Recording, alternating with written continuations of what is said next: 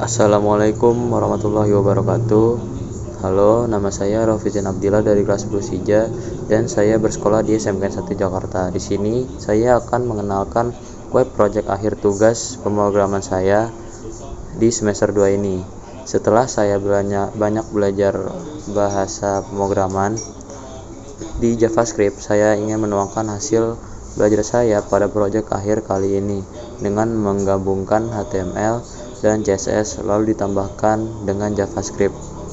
Lalu kemudian saya akhirnya menentukan web project yang saya buat, yaitu bernama Movielist.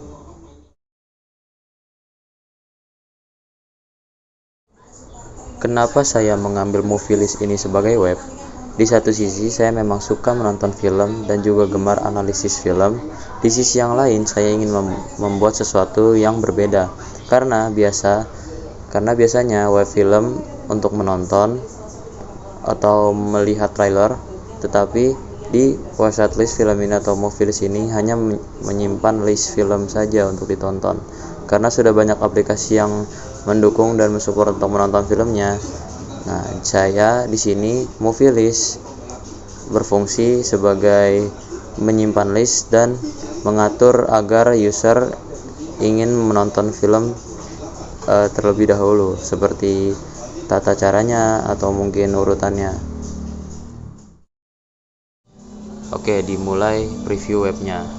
Di sini ketika kita scroll ke bawah, scroll webnya, di sini ada bacaan list film yang ingin disimpan. Ketika kita klik simpan, maka kita simpan filmnya lalu hapus. Lalu kita scroll ke bagian atas, ada search engine di mana kita bisa mencari film-film lainnya di luar Movielist ini. Kita cari agak lain, lalu keluar film agak lain 2024. Lalu kita ke best film, di mana di best film ini adalah list film-film top 10 film great of all time. Kemudian di list kita link ke bawah seperti yang tadi. Kita simpan 2 film seperti itu, langsung kita hapus ketika kita tidak membutuhkannya. Lalu kita ke reminder, di mana reminder ini membuat user agar tertata rapi, ingin menonton jam berapa, menonton kapan, apa yang ditonton, ataupun urutannya yang ditonton seperti apa. Ketika diklik, maka web tersebut remindernya akan terreset dan ingin mengecek bahwa allow-nya apakah sudah atau belum. Saya akan menjelaskan kode-kode yang saya gunakan untuk membuat website. Yang pertama, saya membuat index.html untuk bagian utamanya di sini. Lalu saya punya script JS, lalu ada style CSS. Dimulai dari HTML, saya menggunakan title Movielist sebagai judul. Lalu yang di bawah saya menggunakan div container agar semua yang mencangkup dari list ini semuanya bisa masuk ke dalam div. Lalu saya menghubungkannya ke dalam CSS. Di sini list saya menggunakan style, lalu color di sini menggunakan azure. Kemudian saya menggunakan link untuk masuk ke website kedua, yaitu best film. Lalu di sini saya menggunakan link image down, di mana image down ini akan langsung ke arah bawah, yaitu ke arah sini, save film.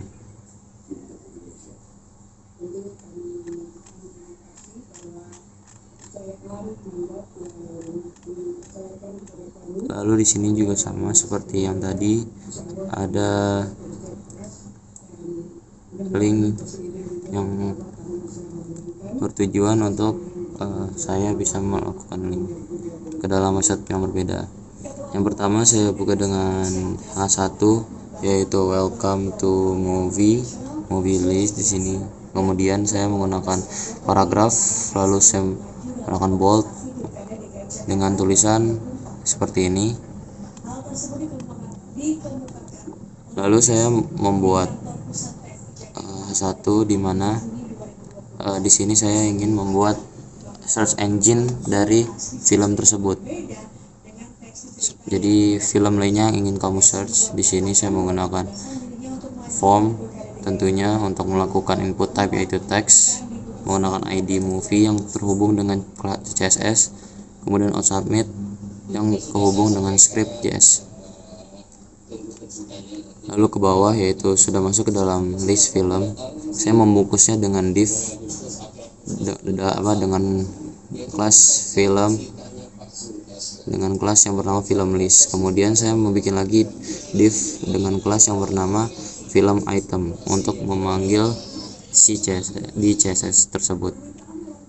Seperti biasa, saya lihat di sini saya menggunakan link dari BG2 di sini. Kumpulan gambar BG2. Jadi dibacanya yaitu kita mengambil file di BG2, di dalam BG2 kita di sini ada list1.jpg seperti biasa bawah. Nah, lalu di bawah sini ada list film seperti biasa. Lalu di bawah sini ada script JS untuk memasukkan script JS ke dalam HTML-nya. Untuk file CSS-nya di sini yang pertama dari body, saya menggunakan font family Arial sama sans serif untuk semua font yang ada di dalam web tersebut. Kemudian margin padding 0 untuk sesuaikan kiri kanan atas bawahnya dan ukurannya. Kemudian di sini ada background image, saya ubah image-nya menjadi background 1. Untuk memanggilnya saya menggunakan seperti tadi di file bg2. Lalu kemudian kontainer untuk membungkus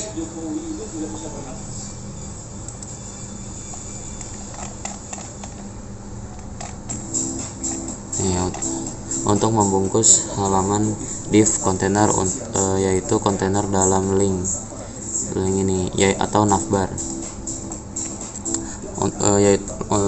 Kemudian H1 untuk text align dan berwarna putih. Kemudian film list yang tadi saya sampaikan, film list saya menggunakan display flex, jadi horizontal ke kanan. Kemudian justify content center. Kemudian film item untuk gambar-gambar yang ada di setiap filmnya. Pertama saya menggunakan flex untuk displaynya, yaitu untuk cukup hanya 4 gambar. Kemudian margin right untuk geser ke arah kanan, geser ke arah kiri, sesuaikan dengan jarak antara gambar. Kemudian background colornya menggunakan warna putih. Border radiusnya atau ukuran bordernya menggunakan 8. Terus lalu box shadownya untuk membuat boxnya menjadi 3D atau 2D. Kemudian film item image di sini menggunakan width 100% atau bisa dengan auto. Kemudian displaynya block, displaynya kotak, objeknya cover untuk menutupi cover. Ada seperti biasa. Nah, ini merupakan media di mana ketika akses di handphone, di sini adalah 600 pixel. Untuk ukurannya bisa disesuaikan masing-masing sesuai selera. Nav container yaitu navbar container yang tadi untuk link base film, list ataupun yang lainnya. Kemudian ada menu di sini menggunakan flex juga agar horizontal. Menu, nah, ini sticky untuk membuat si navbarnya ini atau linknya ini, menu link, agar tetap stay ketika di scroll.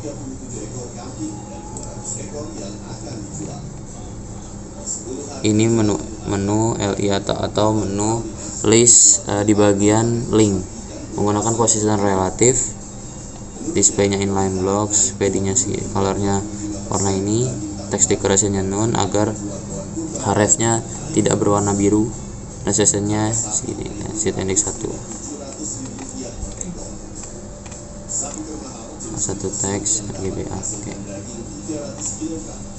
Sebenarnya tadi ini agar si menu LI-nya atau harusnya itu membesar. Lalu untuk aktifnya jadi berwarna keoren-orenan.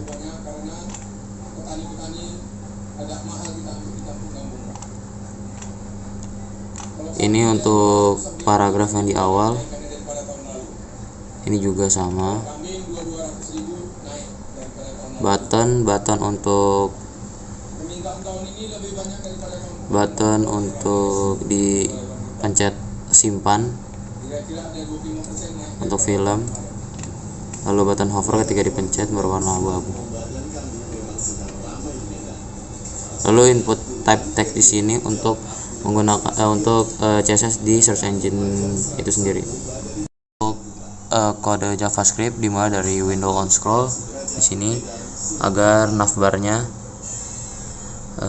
tidak tetap saat saya scroll.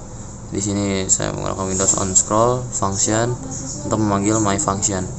Lalu saya membuat variabel baru bernama navbar untuk get element by tag name, yaitu nav. Di sini semua yang bernamakan nav dimasukkan di sini. Cover sticky, navbar offset top, function my function. Jadi mengambil dari sini. Jadi jika Windows offset atau Windows ke bawah, maka dia sticky atau berhenti. Kecuali remove sticky. Jadi ketika websitenya di scroll seperti ini, maka websitenya akan tetap dan memunculkan kelas yang bernama sticky.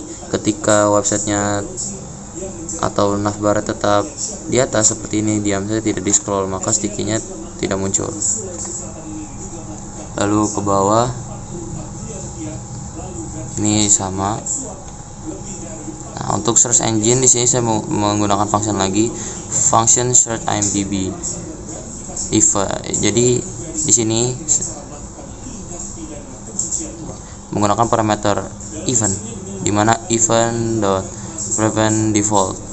Ini bebas isinya apa, yaitu menggunakan const agar variabelnya hanya ini, yaitu movie title. Di sini dokumen get element by id movie title yang ada di HTML.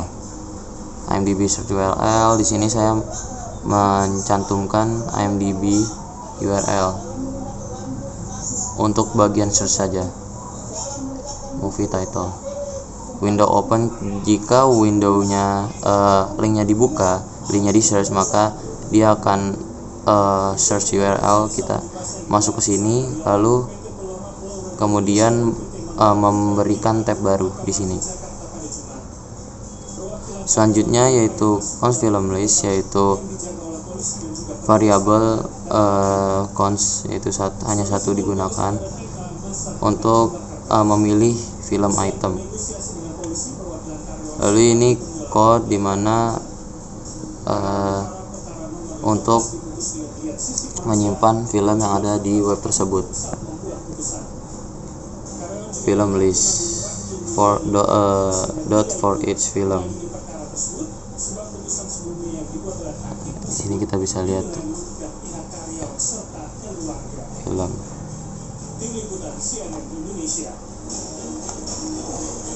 Ketika saya membuat variabel const save button, lalu saya create element button yang ada di HTML, maka di sini ketika diklik simpan, maka save film akan push filenya ke bawah, lalu memunculkannya di bawah. Save button. Nah, untuk tampilannya saya di sini seperti tadi, konsep film agar tidak dipakai lagi variabelnya.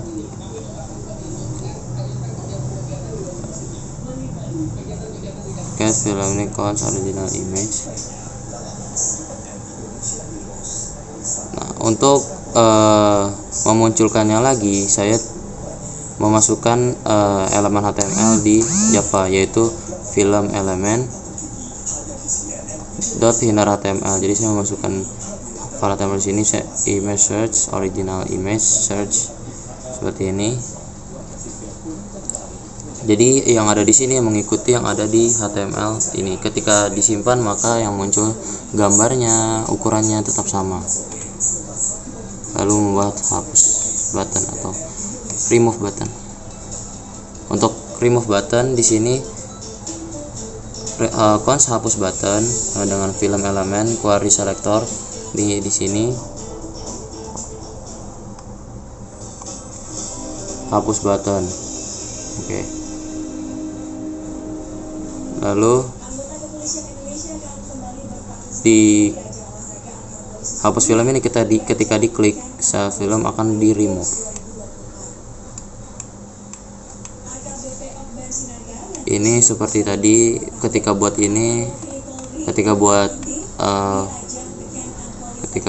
variabel di bawah, memasukkannya di sini.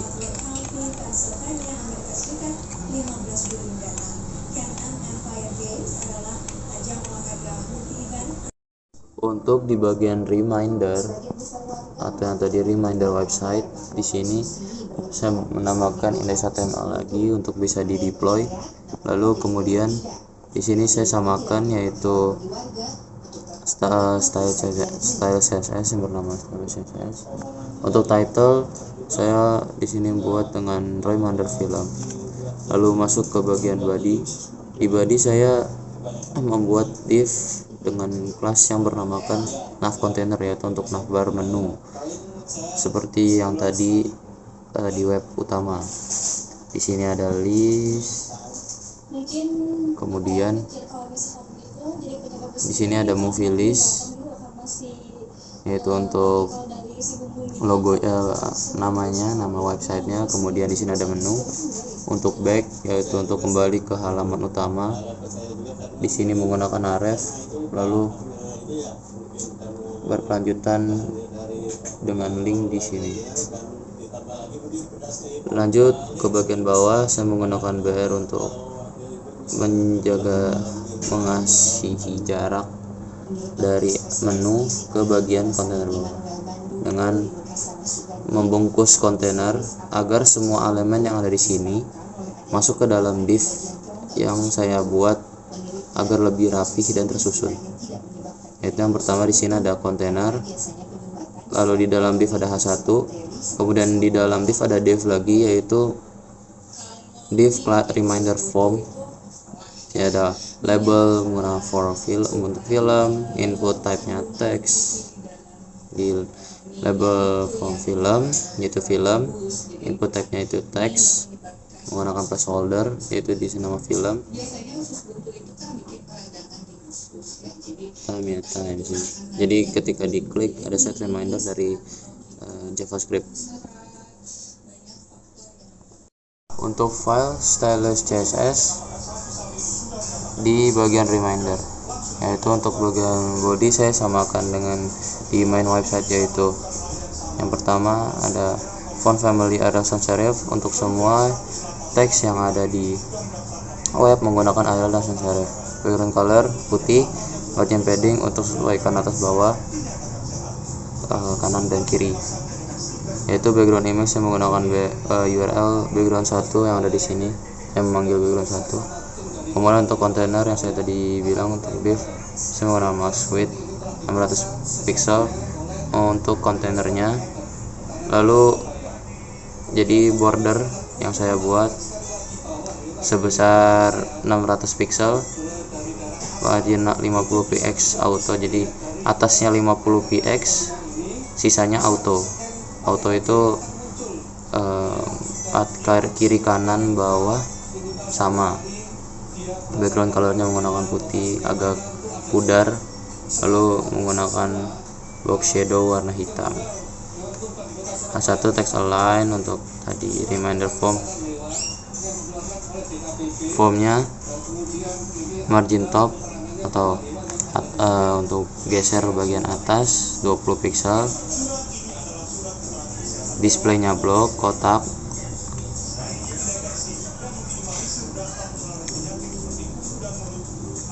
Untuk reminder form yaitu input di type text dan juga memanggil reminder form input type time. Saya mendeklarkan width atau panjangnya sebesar 100%, paddingnya 8px, margin bottom atau geser ke arah atas 10px, untuk bordernya 1px. Jadi setiap input memasukkan teks atau memasukkan time, memasukkan waktu, bordernya 1px dan border radiusnya 4. Jadi ukuran border 1 untuk radiusnya 4px. Reminder form button, untuk button di sini menggunakan display block atau kotak, white-nya 100%, mengikuti bentuk yang ada di formnya. Background colornya warna orange, lalu colornya warna putih, bordernya none. Untuk covernya ketika diklik berwarna ini merah kehitam-hitaman. Untuk navbar kontainer yang ada di atas menggunakan background color hitam keabu-abuan seperti yang ada di awal di slide seperti biasa. Menu juga sama, ini sticky juga sama, itu sama, sisanya sama seperti yang ada di main.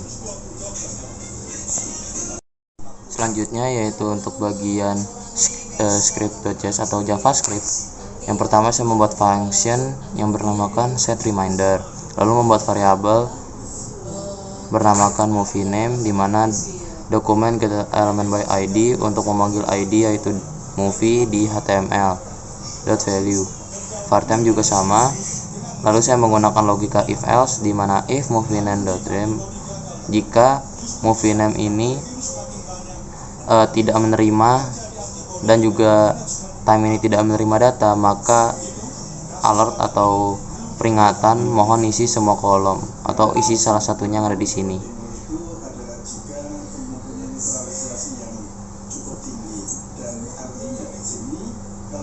Untuk alert, jika button sudah dipencet, maka alert keluar bahwa pengingat berhasil diset untuk movie name.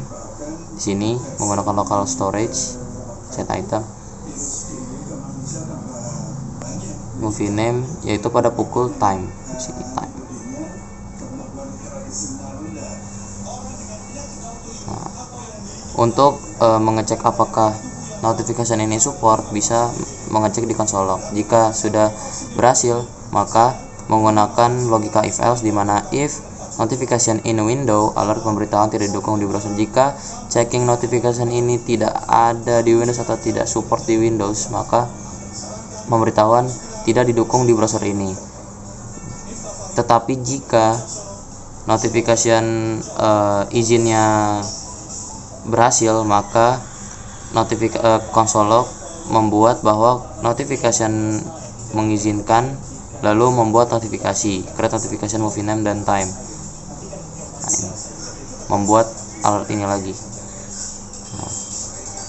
Nah, jika aksesnya atau jika aksesnya tidak berhasil, aksesnya ditolak, maka memunculkan lagi konsol log requesting information, yaitu biasanya untuk di web menanyakan allow atau block dari notification di web tersebut.